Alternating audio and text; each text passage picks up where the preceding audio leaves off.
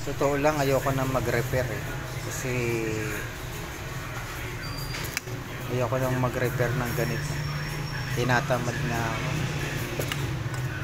Humihinto na to. Problema na nito yung automatic niya. I-repair natin. Gumagana pero pag suot na, hindi na siya. Ito.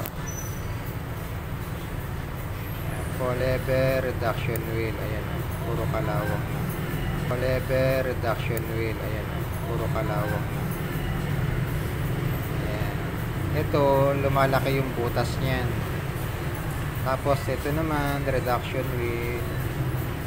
Yan, nagkakaroon siya ng gadla dito sa gilid. Yan ang nagiging problema talaga ng automatic Seiko. Yan na, puro kalawang. Yung iba hindi binabaklas yan. Laging iyan ang sira madalas sa automatic. Pagka ang automatic nyo gumagana maghapon, pag binitawan nyo na ng hapon, hindi nyo na sinuot, paggising nyo sa umaga hanggang alas 2 o kaya alauna, alas 3 ng madaling araw, patay na. Ibig sabihin, sira na ang automatic nyo. Yan. Dapat na pinapalitan yan. Yan. Papalitan na yung mga yan. Diba?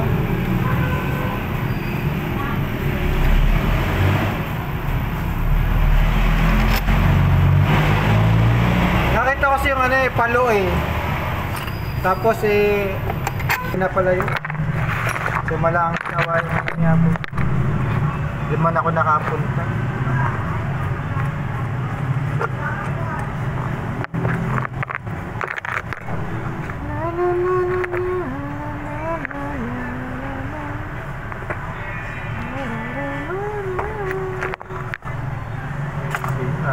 Ben.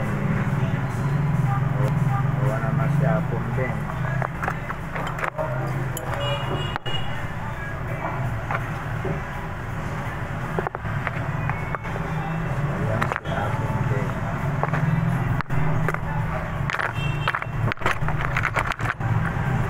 Na ako mag-repair sa totoo lang. Okay. Tumipin.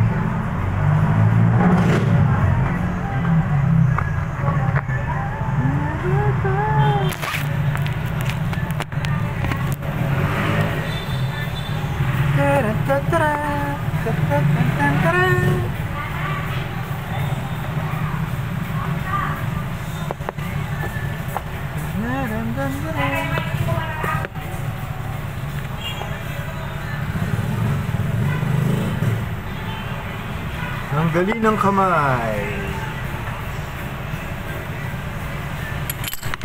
Tanggalin ng daya.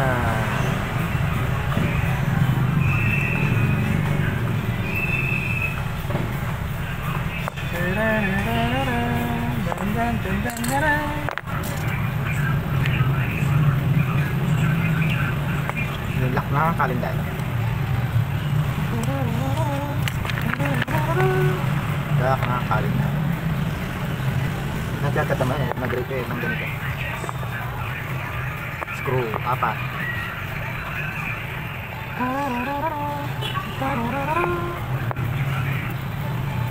Isa, dalawa, tatlo, apat.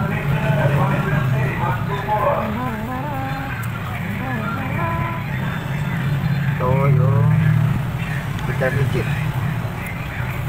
Ilak ng kalendar. Power wheel, brake, adjust, corrector, pivot wheel, pinion. Okay, swasher. Tapos baliktad.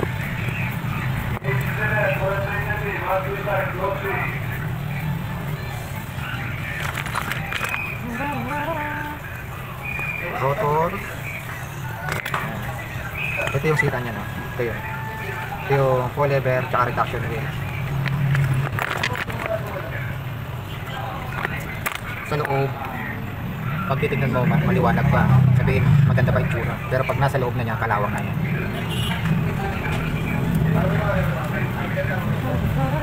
Kulay brown na.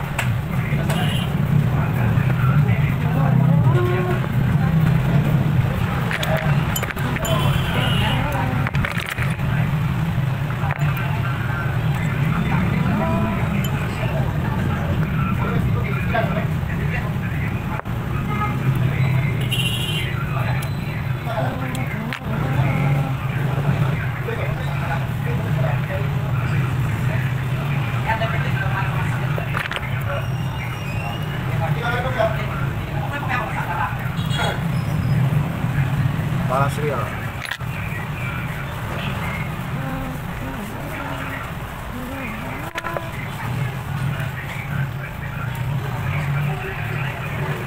California.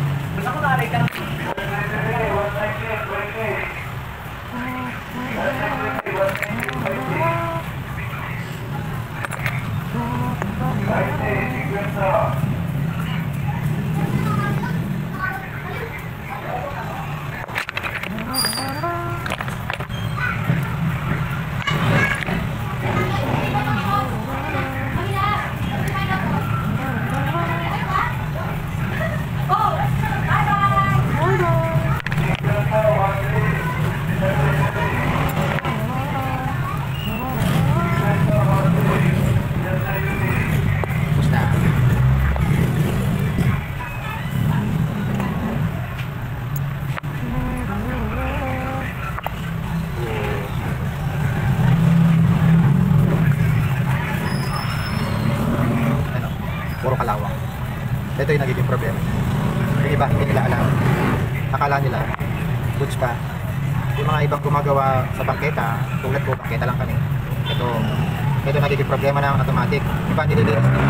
Pero hindi nila nagpapalit nito, hindi nila nagtatanggal. Ito yung reduction weight at saka polymer. Ito yung madalas talagang sira sa automatic. Hello po.